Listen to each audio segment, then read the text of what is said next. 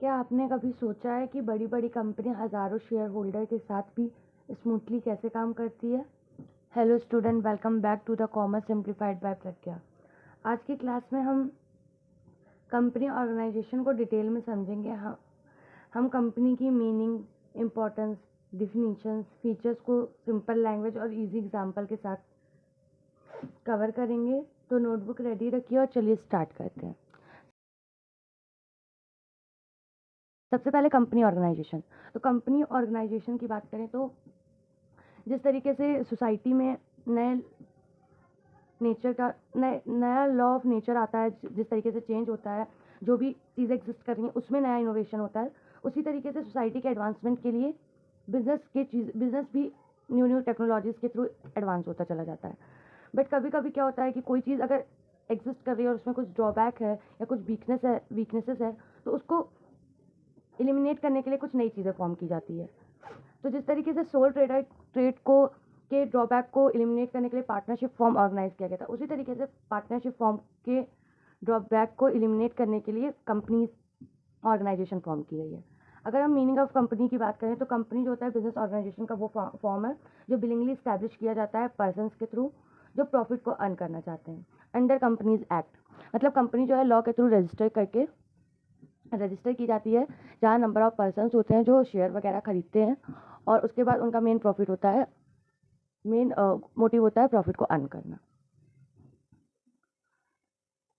बहुत सारे persons company में ज्वाइंटली आते हैं और फिर कैपिटल इन्वेस्ट करते हैं, और इस कंपनी को ज्वाइंट स्टॉक कंपनी भी कहते हैं। इसके जो कैपिटल होते हैं वो ट्रांसफरेबल होते हैं, डिवाइड कर दिए जाते हैं, विच मीन्स जो शेयर होते हैं वो खरीदे भी जाते हैं, बेचे भी जाते हैं, और जो इनके मेंबर्स की जो लाइबिलिटी होती है वो लिमिटेड होती है।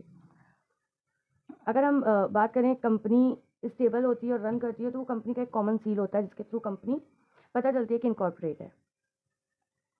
और जो कंपनी का इनकॉर्पोरेशन होता है वो इंडियन कंपनीज एक्ट 1956 के अंदर होता था, लेकिन अब नया 2013 कंपनीज एक्ट आ गया एग्जिस्टेंस में। अगर हम डिफिनीशंस की बात करें तो फर्स्ट इसमें प्रोफेसर एल.एच. हैनी, इन्होंने कहा था कि कंपनी जो होती है एक आर्टिफिशियल पर्सन होती है जो लॉ के थ्रू क्रिएटेड होती है, उसकी अलग एक सेपरेट एंटिटी होती है, मतलब एक अलग पहचान होती है, और परपिचुअल सक्सेशन के साथ होती है, विच मीन्स कि लोग आएंगे लोग जाएंगे बट कंपनी नहीं बंद होगी, कंपनी एग्जिस्ट करती रहेगी। और एक कॉमन सील होता है, कॉमन सील कह सकते हैं कंपनी का स्टैंप हो सकता है, मतलब एक तरीके से कंपनी जो है सिग्नेचर, कंपनी का एक सिग्नेचर होता है, कंपनी का स्टैंप होता है, उसी को कॉमन सील कहते हैं। दूसरा है according to Indian companies act 1956, a company means a company formed and registered under the act, companies act 1956 और एनी प्रीवियस एक्ट। ये कंपनीज एक्ट कहता है कि कंपनी वो होती है जो फॉर्म की जाती है, रजिस्टर की जाती है, या तो जो अभी प्रेजेंट कंपनी एक्ट चला उसके अंडर, या प्रीवियस किसी भी कंपनीज एक्ट के अंदर अगर वो कंपनी रजिस्टर्ड है तो वो कंपनी एग्जिस्टेंस में है और उसको कंपनी ऑर्गेनाइजेशन कहेंगे। अगर हम इसमें एसेंशियल फीचर्स की बात करें तो पहला इसमें इनकॉर्पोरेटेड एसोसिएशन ऑफ पर्सन।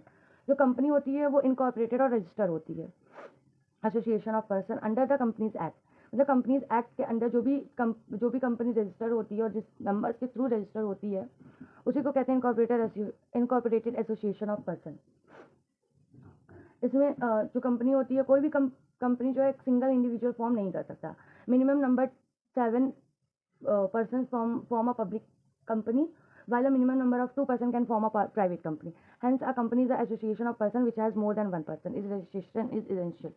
इसमें बता रहा है इनकॉर्पोरेटेड एसोसिएशन ऑफ पर्सन का मतलब है कि जो कंपनी होती है वो फॉर्म हो रही होती है, उसमें कोई एक इंडिविजुअल मिलकर उसको अकेले उसको फॉर्म नहीं कर सकता। इसमें नंबर्स ऑफ पर्सन्स लगते हैं इस एसोसिएशन को रजिस्टर करने के लिए या इनकॉर्पोरेटेड करने के लिए।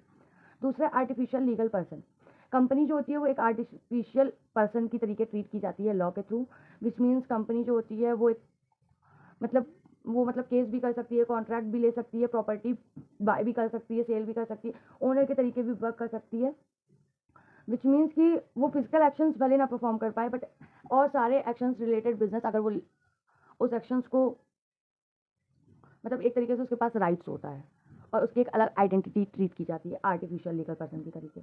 उसके बाद है सेपरेट लीगल एंटिटी।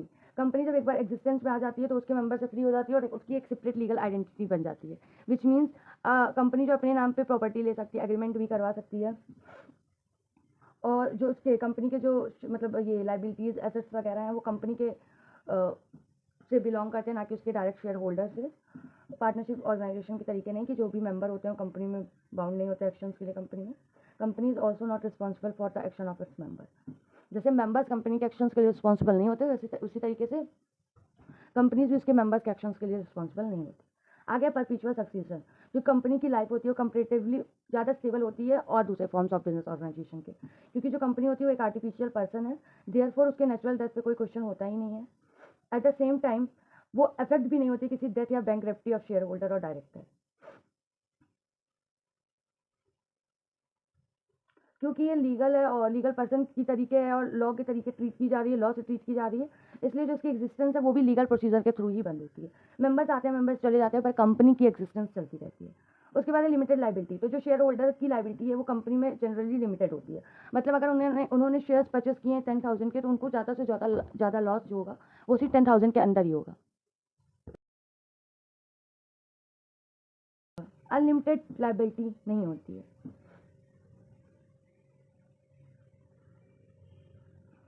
उसके बाद है common seal. Company being an artificial खुद से सिग्नेचर नहीं कर सकती है, तो कंपनीज एक्ट के अंदर उसके पास कॉमन सील यूज़ करने का राइट होता है। कॉमन सील एक तरीके से स्पेशल सील जिसमें कंपनी का नाम होता है या कुछ सिक्रेटरी पोजीशन होता है या कोई एक सिग्नेचर स्टैम्प वगैरह होता है जो कंपनीज के कॉमन सील होते हैं। उसके बाद है ट्रांसफरेबिलिटी ऑफ शेयर्स। जो कंपनी ऑर्गेनाइजेशन होता है उसमें जो शेयर्स की ट्रांसफरेबिलिटी होती है वो फ्री होती है, विच मीन्स पब्लिक, दो तरीके की कंपनी होती है, पब्लिक और प्राइवेट। कोई भी लीगल रिस्ट्रिक्शन नहीं होता है अपने शेयर्स वगैरह को ट्रांसफ़र करने का, अनलाइक पार्टनरशिप बिजनेस, क्योंकि उसमें थोड़ा सा रिस्ट्रिक्शन रहता है। इसमें कोई आपको अप्रूवल की ज़रूरत नहीं पड़ती है किसी अदर मेंबर्स की, आप अपने शेयर खुद ही ट्रांसफ़र कर सकते हो। उसके बाद है separation of ownership and management. क्योंकि कंपनी जो होती है, कंपनी का जो बिजनेस होता है वो शेयर होल्डर्स के थ्रू, नंबर्स के थ्रू लार्ज होता है और वो डिस्टेंस प्लेसेस से स्प्रेड होते हैं, तो वो बीच में इंटरफेरेंस नहीं कर सकते हैं, day to day company routine में इंटरफेरेंस नहीं कर सकते हैं।